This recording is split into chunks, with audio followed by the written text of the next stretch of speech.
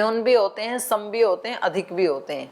तो आपने तो सीधा उदाहरण बता दिया, इसका हेतु नहीं दिया ना, क्यों तो न्यून होते हैं, किस हेतु से, उसके साधर्म का कोई हेतु नहीं दिया आपने। जैसे आप न्यूनता का उदाहरण दे रहे हैं, जैसे मावा का उदाहरण दिया, तो इसमें पहले तो प्रतिज्ञा करें हम कि प्रकृति से विकृति न्यून होती है, उसके बाद हेतु दें, उसके बाद उदाहरण दें। और हेतु देते समय या तो उदाहरण के साधर्म से दें या तो उदाहरण के वैधर्म से दें, ऐसा यहाँ पर है ही नहीं। द्विविधस्य अपि हेतु अभावात, दोनों ही प्रकार से जो हेतु बनता है साधर्म या वैधर्म से, उन दोनों का अभाव होने से असाधनम दृष्टांत है, ये दृष्टांत आपका बनेगा ही नहीं हेतु के बिना, अर्थात कोई व्याप्ति नहीं बनेगी ना, दोनों ही प्रकार से व्याप्ति नहीं बनेगी। ना तो आप ये कह सकते हैं कि विकार जो हैं वो प्रकृति से न्यून होते हैं, ना आप ये कह सकते हैं कि समान होते हैं, ना तो अधिक होते हैं, कोई भी व्याप्ति बनेगी नहीं यहाँ पर। अत्र न उदाहरण साधर्म्यात् हेतु अस्ति न वैधर्म्यात्, आपके इस कथन में ना तो साधर्म से आपने कोई हेतु प्रस्तुत किया और ना तो वैधर्म से। अनुपसंहृतश्च हेतुना दृष्टांतो न साधक इति, और हेतु से उपसंहृत किए बिना कोई भी दृष्टांत साध्य का साधक नहीं हो सकता है। क्योंकि दृष्टांत किसको कहते हैं? दृष्टांत की परिभाषा क्या है? उदाहरण की, उदाहरण की परिभाषा क्या है? साध्य साधर्म्यात् तद्धर्म भावी, तद्धर्म भावी दृष्टांत उदाहरणम। तो यहाँ पर तो वो लक्षण तो घटित हो ही नहीं रहा ना। तो ये कह रहे हैं कि अनुपसंहृतश्च हेतुना, हेतु के द्वारा अनुपसंहृत, उपसंहार न किया हुआ कोई भी दृष्टांत साध्य का साधक नहीं हो सकता है। अर्थात यहाँ ये जो आपने दृष्टांत दिया ये वर्ण के विकार को सिद्ध नहीं करेगा। इकार के स्थान में जो यकार विकार हो रहा है, हाँ विकार हो रहा है, ये जो आप कह रहे थे इसको सिद्ध नहीं कर पाएगा ये आपका दृष्टांत। प्रतिदृष्टान्ते च अनियम प्रसज्येत, और कह रहे हैं हमारे पास तो प्रतिदृष्टांत भी तो है, ये तो आपने दृष्टांत दिया तो अब हम आपको प्रतिदृष्टांत दे देते हैं। प्रतिदृष्टान्ते च अनियम, प्रतिदृष्टांत के भी विद्यमान होने से तो ये नियम नहीं बन पाएगा कि पूर्व के स्थान में होने वाला विकार ही होता है। जैसे यथा अनडूह स्थाने अश्व वोढुम नियुक्तो न तद विकारो भवति, जैसे आपने दृष्टांत दिया ऐसे हम दृष्टांत देते हैं। जैसे कोई गाड़ी चला रहा था, उसमें पहले बैल जुड़ा हुआ है अनडूह स्थाने, और वो बैल बीमार हो गया तो वहां पर अश्व को ले आई उसको ढोने के लिए, वोढुम नियुक्तो न तद विकारो भवति। तो अब ये घोड़ा बैल का विकार थोड़ी है, बैल के स्थान में आया है ये, तो हम ये प्रतिदृष्टांत भी तो है। और यहाँ कोई नियम आपके पास है नहीं कि भाई पहले वाले के स्थान में जो आएगा वो विकार ही होगा, ऐसा तो कोई नियम है नहीं कि अश्व के स्थान में यदि घोड़ा आया तो घोड़े को अश्व का विकार ही माना जाएगा, ऐसा तो कोई नियम नहीं है आपके पास। एवं इवर्णस्य स्थाने यकार प्रयुक्तो न विकार इति, तो इसी प्रकार से यहाँ इवर्ण के स्थान में जो यकार प्रयुक्त किया गया है वो उसका विकार नहीं है।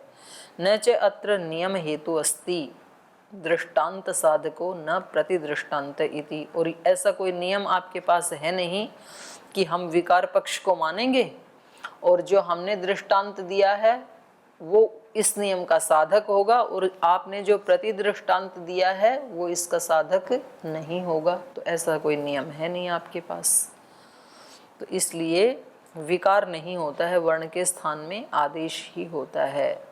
द्रव्य विकारो उदाहरणम च, और कह रहे हैं कि द्रव्य का जो विकार है उसका उदाहरण दे रहे हैं। जो पूर्व पक्षी ने दिया कि इन्होंने क्या कहा था, असमान कारण वालों का नहीं, वो इसमें अपने आप ही बता रहे हैं सूत्रकार।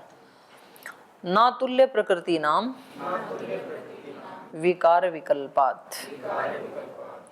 ये सिद्धांती कह रहे हैं अतुल्य प्रकृति नाम, जो अतुल्य प्रकृति वाले हैं उनके विकार में भी विकल्प होने से, जिसकी जितनी प्रकृति है उसका उतना ही विकार भी देखा जाएगा।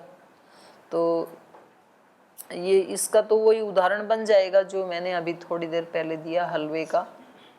तो जैसे उसकी प्रकृति में हम परिवर्तन लाएंगे तो उसके विकार में परिवर्तन आ जाएगा। अतुल्यानाम द्रव्याणाम प्रकृति भावो अवकल्पते विकाराश्च प्रकृति अनुविधीयन्ते। जो अतुल्य प्रकृति वाले जो द्रव्य हैं उनका जब प्रकृति भाव होगा, प्रकृति भाव अवकल्पते, जब उनका प्रकृति भाव हो सकता है तो विकाराश्च प्रकृति अनुविधीयन्ते, तो उनके विकार भी प्रकृति का अनुविधान करते हैं। न तो इवर्णम अनुविधीयते यकार, लेकिन यहाँ इवर्ण है वो यकार का अनुविधान तो नहीं है। तस्मात् अननुदाहरणम द्रव्य विकार इति, इसलिए द्रव्य विकार का उदाहरण देना यहाँ पर उचित नहीं है। जो आपने, क्योंकि बात किसकी चल रही है, वर्णों की, और आपने हेतु किसका दे दिया था, द्रव्यों का, कि प्रकृति एक समान होते हुए भी विकार कभी न्यून हो जाते हैं, कभी सम हो जाते हैं, कभी अधिक हो जाते हैं। तो ये बात किसके विषय में बताई आपने, द्रव्य के विषय में। पूर्व पक्षी ने द्रव्य के विषय में बताई ना ये बात, क्योंकि ये तो द्रव्यों में ही होता है, कहीं कम कहीं सम कहीं अधिक। तो बात चल रही थी वर्णों की और आप लेके आ गए द्रव्य को, तो ये ठीक नहीं है ना, अतुल्य प्रकृति वाले हो गए ना ये। तस्मात् अनुदाहरणम द्रव्य विकार इति, तो द्रव्य का विकार जो आपने दिया ये उदाहरण बन ही नहीं पाएगा। तो पूर्व पक्षी कह रहे हैं द्रव्य विकारे वैषम्यवत वर्ण विकार विकल्पः।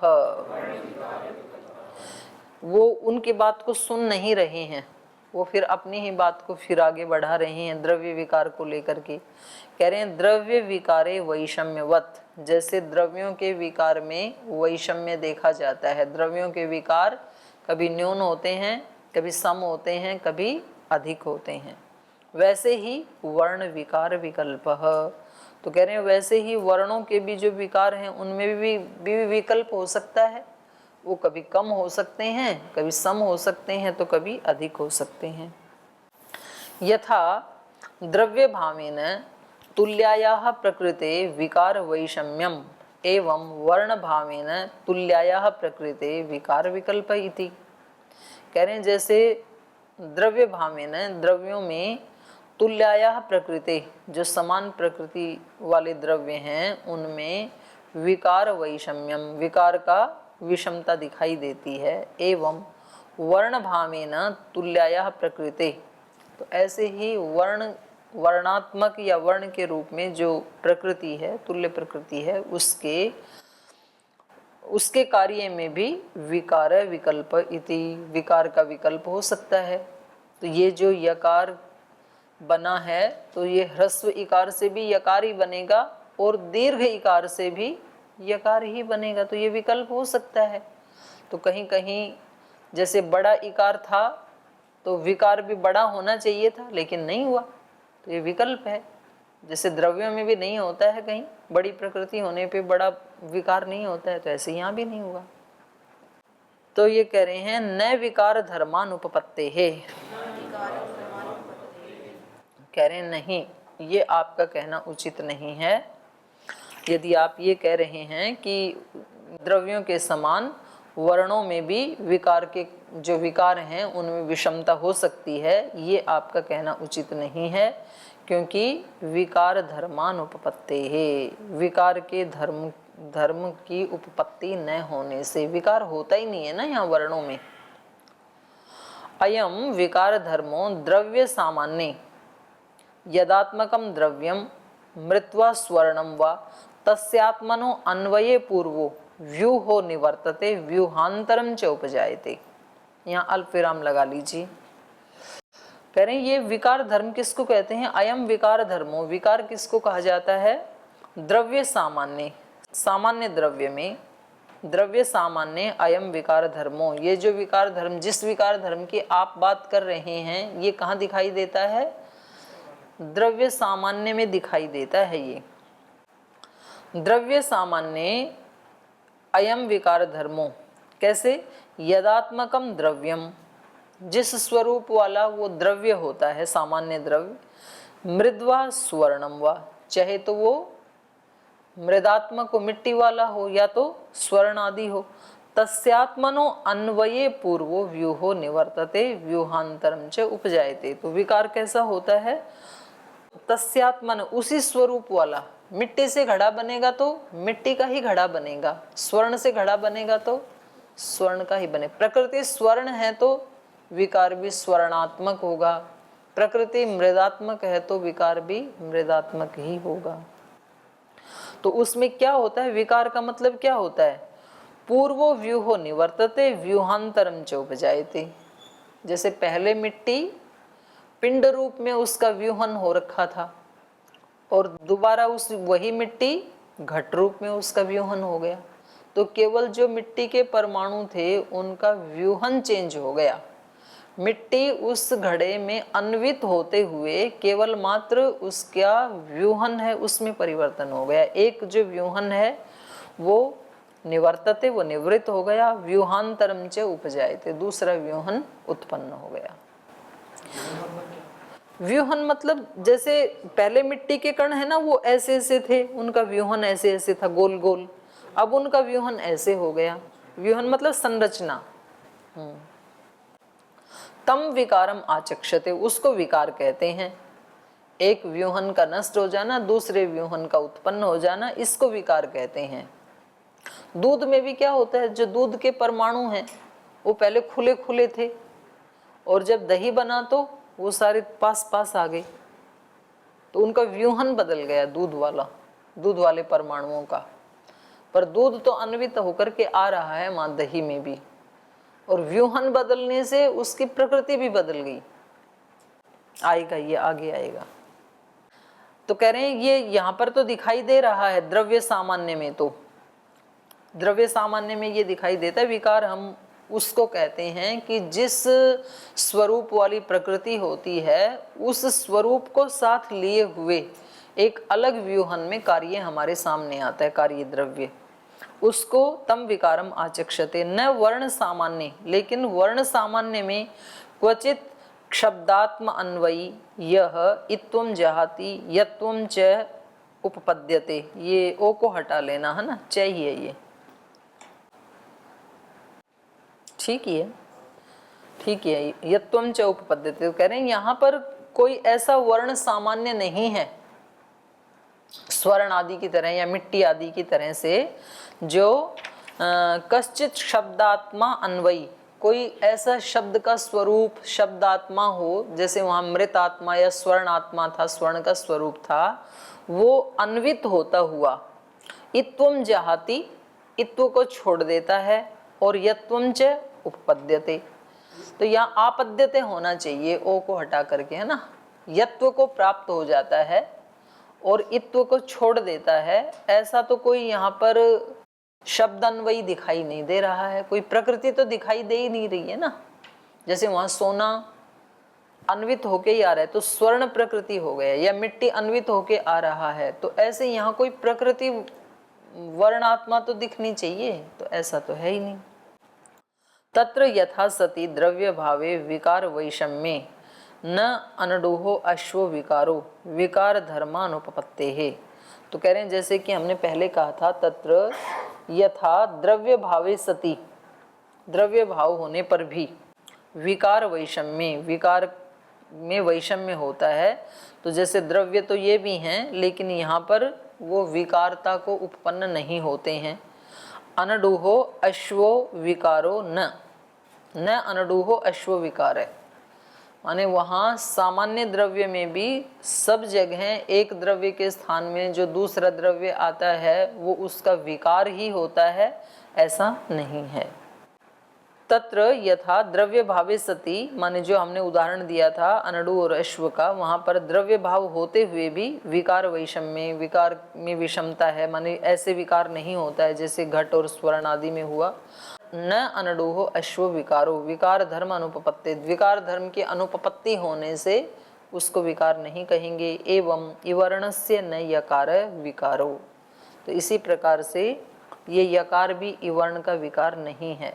विकार धर्मानुपपत्ति रीति, क्योंकि वर्णों में भी विकार धर्म की अनुपपत्ति होने से, तो वर्णों में विकार नहीं होता है। इतश्च न संति वर्ण विकाराः, सूत्रकार और एक हेतु दे रहे हैं कि इस कारण से भी वर्णों में विकार नहीं होता है। विकार प्राप्तानाम अपुनरापत्तेः, बोले देखो जो विकार को प्राप्त हो जाता है ना, उसकी पुनरापत्ति नहीं होती है। एक बार जो मृतपिंड घड़ा बन गया, वो घड़ा दोबारा मृतपिंड नहीं बन सकता है। या एक बार जो पट बन गई, जो तंतु, वो दोबारा तंतु नहीं बन सकते हैं, पुनरावृत्ति नहीं होती, उसको तो विकार कहते हैं। एक बार जो दही बन गया, वो दोबारा दूध बन सकता है क्या? पर यहाँ पर तो यकार को इकार हो जाता है संप्रसारण से, और इकार को यकार हो जाता है। सोने से तो फिर सोने को सोना बना सकता हूँ, सोने से कुंदन बनाया उसको फिर मैं सोना बना सकता हूँ। आएगा वो आपका, वही उदाहरण है 47वां में। 47वां सूत्र पढ़ तो नहीं लिया आपने? स्वर्ण आदि नाम पुनरापत्ति हेतु बोल ही दिया, तो पहले इनकी सुन लेते हैं, ठीक है। अनुपपन्ना पुनरापत्ति ही, कह रहे हैं विकार में प्रकृति की पुनरापत्ति नहीं होती है। कथम पुनरापत्ते अननुमानात इति, माने विकार की पुनरापत्ति का अननुमान होने से, कहीं दिखाई नहीं देता, कोई प्रमाण ही नहीं है, माने दोबारा अपने स्वरूप में नहीं आता है विकार। इकारो यकारत्वम आपन्न पुनः इकारो भवति, लेकिन यहाँ पर तो इकार जो है वो यकारत्व को प्राप्त करके पुनः इकारो भवति, फिर इकार हो जाता है। न पुनः इकारस्य स्थाने यकारस्य प्रयोगो अप्रयोगश्च इत्यत्र अनुमानम नास्ति।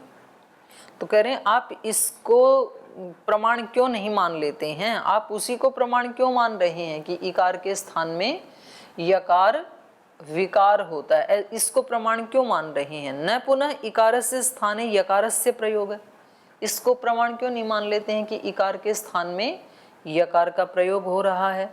अप्रयोगश्च इत्यत्र नानुमानम, इत्यत्र अनुमानम नास्ति, यदि आप इसको अप्रयोग माने ठीक प्रयोग ना माने, इसमें आपके पास कोई प्रमाण नहीं है, प्रयोग होता ही है, दध्यत्र का दध्यत्र ही बनता है। तो ये कह रहे हैं अननुमानात इति न इदम ही अनुमानम, बोले जो आपने ये कहा ना कि कहीं भी इसका प्रमाण नहीं है कि जो विकार को प्राप्त हो गया उसकी पुनरापत्ति नहीं होती, ये जो आपने कहा था, तो ये आपका कथन ठीक नहीं है। अननुमानम आपने कहा था, इसका कोई प्रमाण नहीं है, तो बोले इदम ही अनुमानम, ये रहा लो अनुमान हमारे पास। तो कह रहे हैं स्वर्ण आदि नाम पुनरापत्ति अहेतु, स्वर्ण आदियों की तो पुनरापत्ति हो जाती है। तो जो आपने कहा था कि एक बार जो विकार को प्राप्त हो गया उसकी पुनरापत्ति नहीं होती है, ये आपका कथन उचित नहीं है। स्वर्णम कुंडलत्वम हित्वा रुचकत्वम आपद्यते, रुचकत्वम हित्वा पुनः कुंडलत्वम आपद्यते, एवं इकारोपि यकारत्वम आपन्न पुनः इकारो भवति इति। जैसे सोना है तो सोने की प्रकृति तो एक ही है, स्वर्ण तो कभी उस सोने से कुंडल बना लेते हैं, और फिर इच्छा हुई कि कुंडल को हटा के रुचक बनाना है, कंकण बनाना है, तो स्वर्णम कुंडलत्वम हित्वा, वो सोना जो है कुंडलत्व धर्म को छोड़ करके रुचकत्वम आपद्यते, रुचकत्व को प्राप्त हो जाता है। फिर इच्छा हुई कि नहीं इसको हटा करके फिर कुंडल बनाना है, तो फिर उसको गला देते हैं, तपा देते हैं, तो वो सोना रुचकत्वम हित्वा, रुचकत्व धर्म को छोड़ करके पुनः कुंडलत्वम आपद्यते, फिर से कुंडल बन जाता है, तो हो जाता है ना। अपनी प्रकृति को पुनः पुनरापत्ति हो गई। एवं इसी प्रकार से इकारो अपि यकारत्वम आपन्न, इकार भी यकारत्व को प्राप्त हो जाता है और पुनः इकारो भवति इति, और संप्रसारण होकर फिर इकार हो जाता है। तो इसका उत्तर दे रहे हैं व्यभिचारात अननुमानम, कह रहे हैं व्यभिचार होने से ये अनुमान ठीक नहीं है। इसका तो हम आपको व्यभिचार दिखा देंगे कि कहीं कहीं प्रकृति विकार को प्राप्त होके अपने पुनः प्रकृति को प्राप्त हो जाता है और कहीं तो नहीं होता है, तो व्यभिचार हो गया ना। तो ये दूसरा उदाहरण दे रहे हैं व्यभिचारात अननुमानम, इसमें व्यभिचार दिखाई देने से ये आपका प्रमाण ठीक नहीं है। यथा पयो दधि भावम आपन्नम पुनः पयो भवति किम तो जोर से पूछ रहे हैं कि जब दूध दही भाव को प्राप्त हो गया तो दोबारा वो दही बन जाता है क्या? तो ये दूसरा उदाहरण ले आई। एवं वर्णा नाम न पुनरापत्ति ही, तो ऐसे ही वर्णों में यदि विकार मानेंगे तो एक बार यकार हो गया तो सदा सदा के लिए यकार हो गया, फिर इकार नहीं सुनना चाहिए कभी भी। अथवा या फिर यहाँ पर वा लगा लो, अथय लिखा है ना, अथवा होगा। अथवा स्वर्णवत पुनरापत्ति रीति सुवर्णोदाहरणों उपपत्तिश्च, या कह रहे हैं स्वर्णवत पुनरापत्ति हो जाती है, माने जो हमने उदाहरण दिया कि एक बार जो दूध दही बन गया वो दोबारा दूध बन सकता है क्या? तो इसी प्रकार जो इकार एक बार यकार को प्राप्त हो गया वो पुनः इकार बन सकता है सोने की तरह से या नहीं बन सकता है? स्वर्ण उदाहरणोपपत्तिश्च, तो कह रहे हैं स्वर्ण के उदाहरण की उपपत्ति से दोनों में से कौन सा है, क्या मानते हैं आप? तो कह रहे हैं तद विकाराणाम स्वर्ण भाव व्यतिरेकात,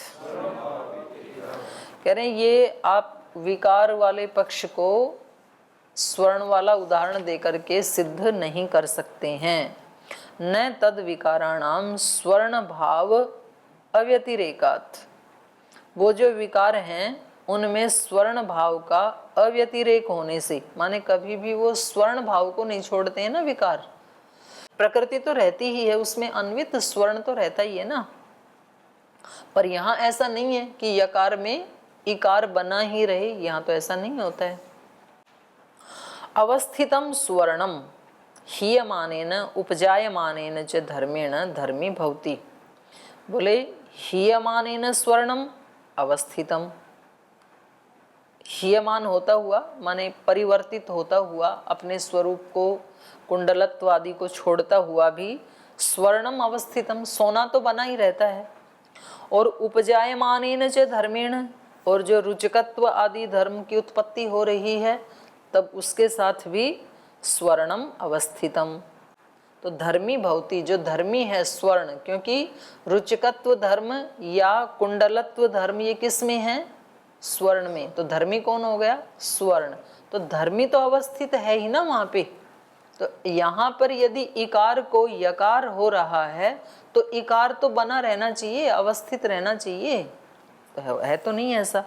नैवम कश्चित शब्दात्मा, तो ऐसा तो कोई शब्द का स्वरूप है नहीं, जैसे वहाँ सोने का स्वरूप है ऐसे यहाँ कोई ऐसा प्रकृति रूप शब्द आत्मा है नहीं, शब्द स्वरूप है नहीं, जो हीयमानेन इत्वेन उपजायमानेन यत्वेन धर्मी गृह्यते, जो ऐसा एक अन्वयी, ऐसी एक मूल प्रकृति, ऐसा एक कोई शब्द आत्मा जिसमें इत्व तो हीयमान हो रहा हो और यत्व तो उपजायमान हो रहा हो, ऐसा तो यहाँ पर कोई शब्दात्मा दिखाई नहीं दे रहा है। तस्मात् स्वर्ण उदाहरणम नोपपद्यते इति, इसलिए यहाँ पर ये जो आप वर्णों के विकार में द्रव्य स्वर्ण का उदाहरण लाए हैं ये उपपन्न नहीं हो पाएगा। वर्णत्व व्यतिरेकात् वर्ण विकाराणाम अप्रतिषेधः, तो ये क्या कह रहे हैं? वर्णत्व अव्यतिरेकात्, बोले ठीक है उसमें कोई वर्णात्मा भले ही ना हो पर वर्णत्व तो है ना, तो वर्णत्व का अभाव न होने से, वर्णत्व तो बना ही हुआ है ना दोनों में, इकार और यकार में, तो वर्णत्व अव्यतिरेकात, वर्णत्व का अव्यतिरेक होने से वर्ण विकाराणाम अप्रतिषेध, वर्णों में विकार होता है, इसका आप प्रतिषेध नहीं कर सकते हैं। पूर्व पक्षी की पंक्तियां हैं ये। वर्ण विकारा अपि वर्णत्वम न व्यभिचरन्ति, वर्णों के जो विकार हैं वो भी वर्णत्व को तो नहीं छोड़ते हैं। जैसे वहाँ पर रुचकत्व और कुंडलत्व आदि जो विकार हैं वो स्वर्णत्व को नहीं छोड़ते हैं, स्वर्ण को नहीं छोड़ते हैं, ये था। तो ये स्वर्ण को ना लेकर के स्वर्णत्व की बात कर रहे हैं। तो ये कह रहे हैं वर्णत्व, इसका तो व्यभिचार नहीं होता है। अथ यथा सुवर्ण विकार है स्वर्णत्वमिति, जैसे सोने के विकार स्वर्णत्व को नहीं छोड़ते हैं, ऐसे यहाँ वर्ण के विकार वर्णत्व को नहीं छोड़ते हैं। तो यहाँ इन्होंने जाति का हवाला देके जाति का प्रयोग कर दिया। तो इसका उत्तर फिर कल पढ़ेंगे। आज समय हो गए, यहीं विराम लेते हैं। ओम